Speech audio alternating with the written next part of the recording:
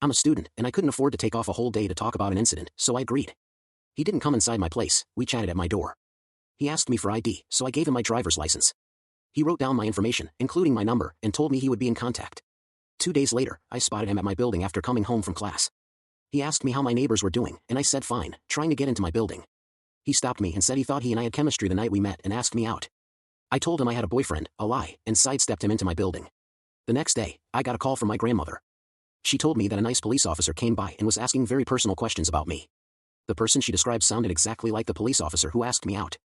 My license still has my grandmother's address because I was living with her before and hadn't had time to change it. At this point, I was freaking out.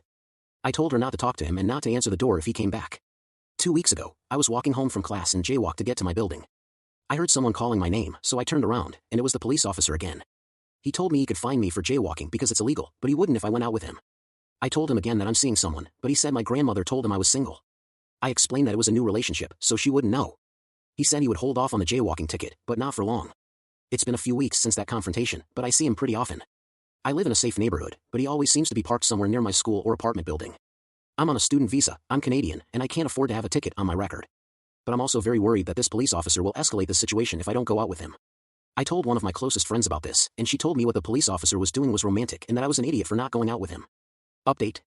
I just wanted to start off by thanking those who responded to my last post. Most of you were very sympathetic and stressed that I needed to do something because this wasn't going to resolve on its own. Honestly, I didn't realize it had gotten so bad until I posted. I'm located on the East Coast in a small college town with fewer than 50,000 people. There are fewer than 60 police officers.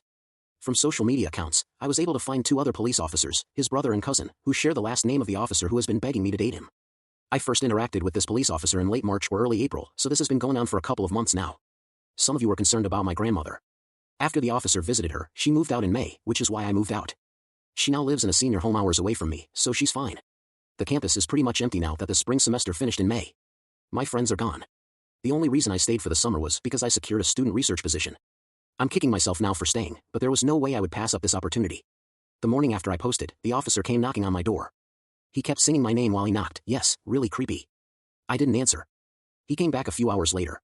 I'm ashamed to say that I hid in my apartment until Monday morning. I was planning on calling the domestic abuse hotline in my area, which was a great suggestion some of you gave, but I think his visit frazzled me. He had never gone as far as to knock on my door again after that first night we met. I walked to campus yesterday morning, and I was still really alert and scared.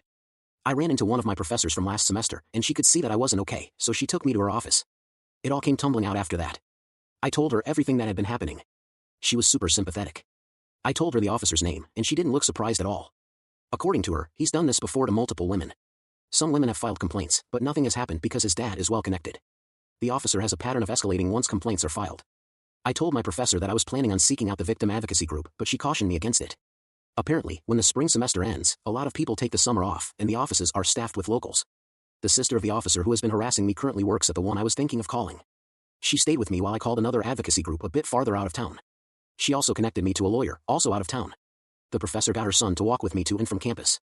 I felt guilty about that, but he said he was glad to help. My professor told me the officer targets women who live alone or seem to be alone all the time, which is definitely me this summer. This will be my last update, but I just wanted to thank everyone for giving me the strength to tell someone.